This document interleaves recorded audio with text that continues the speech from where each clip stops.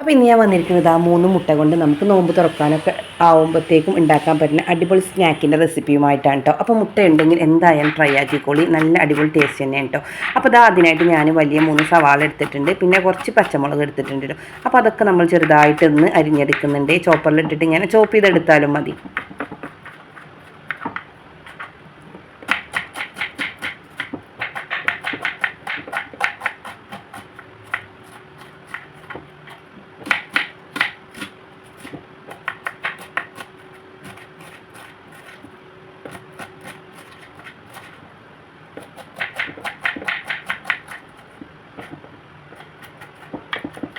വലിയുള്ളിയും പച്ചമുളക് ഞാൻ അരിഞ്ഞിട്ട് എടുത്തിട്ടുണ്ട്, അതൊരു ബൗളിലേക്ക് മാറ്റി കൊടുക്കുകയാണ്. ഇനി അതിലേക്ക് നമുക്ക് കുറച്ച് കറിവേപ്പിൻ്റെയും മല്ലിയിലയും കൂടി ഇട്ട് കൊടുക്കാം കേട്ടോ.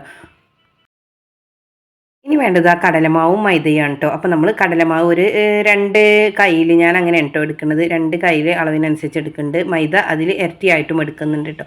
അപ്പോൾ അതൊക്കെ ഒന്നിട്ട് കൊടുത്തിട്ട് പിന്നെ അതിലേക്ക് നമ്മൾ ആവശ്യത്തിന് ഉപ്പും അപ്പസോഡയും കൂടി ചേർത്ത് കൊടുത്തിട്ട് കുറച്ച് വെള്ളത്തിൽ നല്ലോണം ഒന്ന് മിക്സാക്കി കൊടുക്കാം കേട്ടോ. അങ്ങനെ ഈ ബാറ്റർ ഇവിടെ അതേപോലെ റെഡിയാക്കി എടുക്കുന്നുണ്ട്.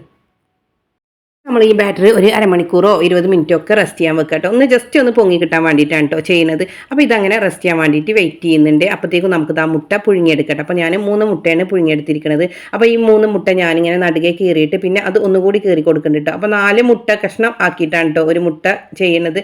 അപ്പോൾ ഇതേപോലെ തന്നെ ചെയ്ത് നോക്കിക്കോളൂ. നമുക്ക് ഒരുപാട് എന്താ പറയുക സ്നാക്ക് ഒരുപാട് ഉണ്ടായി കിട്ടും കേട്ടോ. അപ്പോൾ നല്ല ടേസ്റ്റാണ് ഇത് കഴിക്കാൻ. അപ്പോൾ എന്തായാലും ഇന്ന് നോമ്പ് തുറക്കുമ്പോഴത്തേക്കും അതൊക്കെ ഒന്ന് റെഡിയാക്കാൻ വേണ്ടിയിട്ട് നോക്കിക്കോളൂ.